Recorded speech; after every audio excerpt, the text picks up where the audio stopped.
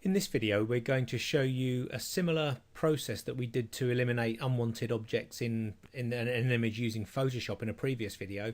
In this one we're going to do it in Adobe Photoshop Elements 11. Now if you don't know already, Photoshop Elements is a watered down lighter version of the full Photoshop, and it actually comes in at about a tenth of the price. So if you're not sure what software to buy and you can't really afford Photoshop, then I would heartily recommend looking at this. Now the first thing you notice when we open a photo in to Photoshop Elements is you've got three ways of actually working on a photo here: quick, guided, expert.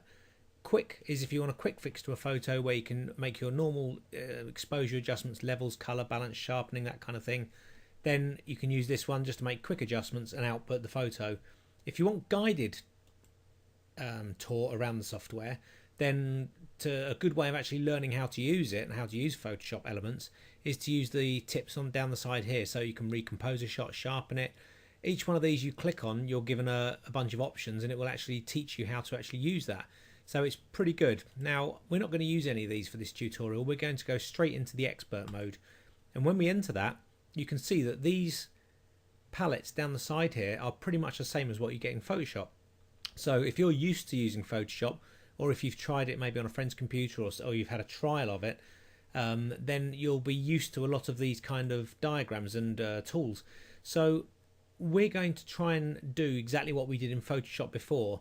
Now if you have watched that video, the other video of us doing this in Photoshop CS5, you would have liked the content aware feature. Now you wouldn't think that that amazing feature would make its way down to something that costs a tenth of the price, but if you're interested, keep watching and we'll show you what is available to you in this software. Now to start off, we're going to do exactly what we did before. We want to keep just this bird, these two birds here, and then get rid of everything else. So we're also going to straighten the photo and crop it down a bit. So let's just first of all straighten the photo by again using the rectangular marquee tool, clicking on the outside and dragging, or again you can just do Control and A and that will select all. Once again you can select Control T to go into the transform mode, and next we need to bring up the grid, so we go Control speech mark yet again, and then we go to the outer edge of the photo until you get the bent arrow, and then just turn the photo to the point of where you want it, and then just double click inside or use the tick down here and that will crop the photo. And then we're going to do Control and speech mark again to lose the guidelines, and then again we're going to use the crop tool down here in the modify section and crop almost the same as we did before to about there. So we're going to eliminate everything that's kind of unwanted in the shot and just leave the attention on the birds there. Now you can't, or I can't, use the scroll wheel here to increase and decrease the size of the photo, so you need to hold down the Alt key and then scroll, and that will allow you to use the scroll wheel on your mouse to zoom in and out. Okay, and once you've zoomed in, if you want to then look around the photo, press the space bar until the hand appears, left click and drag the photo around, and that should allow you to actually move the photo about. Okay, so what we're going to do first of all is we are going to get rid of these two birds down here. Now we're going to use the same tools as before, which was we're going to start with the clone tool first of all. So we go over to here into the enhanced section and click on the clone stamp tool, and we're going to do the same again. If you look down here, we've got a dialog box where we can choose the size of the brush, the opacity, and the type of brush, whether you want a hard edge or a soft edge, that kind of thing. So we're going to choose a soft edge as before, an average sized brush, and opacity at 100%. We're going to zoom in, and first of all we're going to get rid of the seagull's head here. So we select by quickly clicking Alt, exactly the same as Photoshop, until we get the target. Left click to select the area, release the Alt key, come over to the part of the bird you want to clone over, and then just start cloning. Simple as that. And we can just clone the top bit of that head away. We're going to choose this section now, just come over to here and go down a bit to about there, and then what we need to do is bring some of the drips in. So we're going to select the drips from over here, or the splashing water, and just come down like this. We're going to select areas from here and just bring it across. Do the same here, select this area, just bring it across. Try and make it look as natural as possible so that it's not obvious that we've actually done any cloning. And then we're just going to select this area here and bring it right over. We need some darker bits there in a second, so let's just choose a bit more of this. Let's get this water finished first. Just try and just keep taking selections from everywhere around, just to try and make it look as natural as possible to about there. So the the seagull's head's gone at the moment. Now we need to erase the rest of the body here.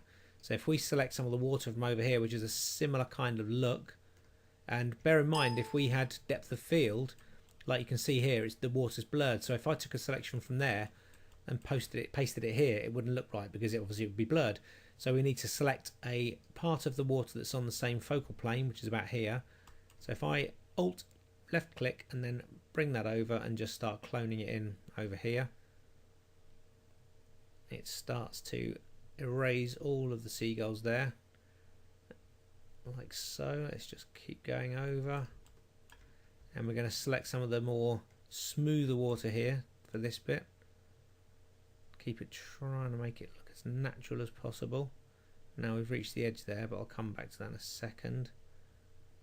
So let's now choose this bit here just to make that look better, and then at the bottom there. Now there's nothing to be reflected there, so we need to get rid of that. So let's just take a selection from here, just bring that over to lose that. Select this bit here just to get rid of these white bits because there are no white reflections, and that looks pretty good. I'm just going to lose that bit. So we've got rid of those seagulls from there, but again, as in the other tutorial, we've got a bit of a line going down there where it looks fairly obvious we've done some work. So now we're going to select the healing brush tool. Now this is where it gets kind of good, and I wasn't expecting this. Photoshop Elements 11 has just come out and I've just downloaded it, and here we can actually, when we've got the healing brush, the spot healing brush selected, obviously you've got the normal standard healing brush, which obviously you would select the brush size, select a brush that's fairly soft. Let's take that right down to 0, and then you would work as normal. So we can take a selection from over here and then just do the normal spot healing like this, and that will actually get rid of any kind of look that we've given the image where it shows that we've actually done some work. So we can just clear all of that and leave it somewhere around there. Obviously, in fact, let's go back a couple of spaces to about there. That looks pretty good. You wouldn't necessarily know that we'd worked on that, but there's one other feature now I'm going to show you that is pretty good. You can, before I do that, you can see here that we can do everything that we did in Adobe Photoshop CS5. We can do exactly the same thing in Adobe Photoshop Elements 11. And again, for a tenth of the price, it's a bit of a no-brainer if you only need to do the basic stuff. Now, this fantastic new tool they've added into Photoshop Elements 11, if we go to the spot healing brush, you can see you've got proximity match, create texture, or there you go, content aware. So they've actually brought this amazing feature over to Photoshop Elements from CS5 and 6. Now, I'll show you how this works. It's a very quick way of eliminating something out of a photo. So if I now select this bird in its entirety, I'm going to close this just to give me a bit of extra space, increase the size of this, and just move that over. Now I've got the spot healing brush set to content aware. So now watch this. This is all I've got to do.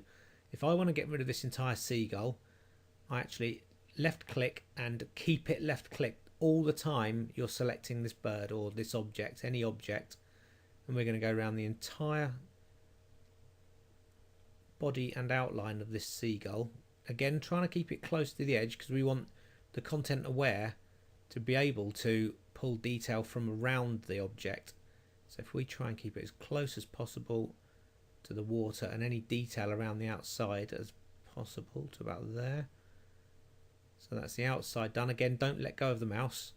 Just keep painting away until you've completely smothered the entire object with the selection. Let's come right down here. We're going to do the legs in a sec. Okay, so that's the bird done, and let's just do his legs.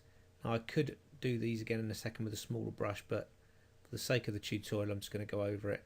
So now we've got the entire bird selected with the spot healing brush set to content aware. Now if I let go of the left click button, you'll see what happens. So I've let go, it's now going to start working on that image. Let's just see how well it does.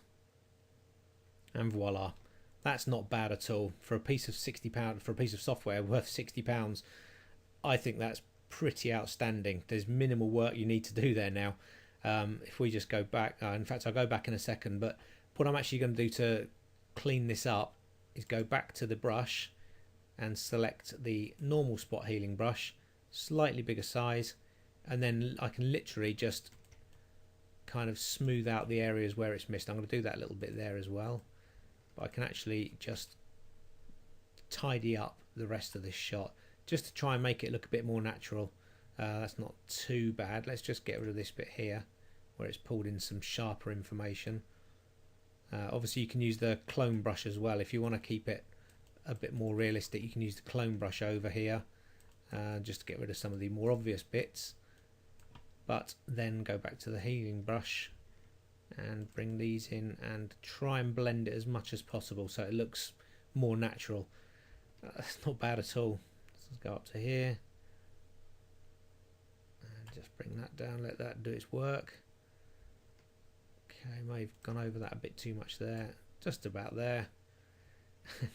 That's not bad considering what this software is and how much it costs.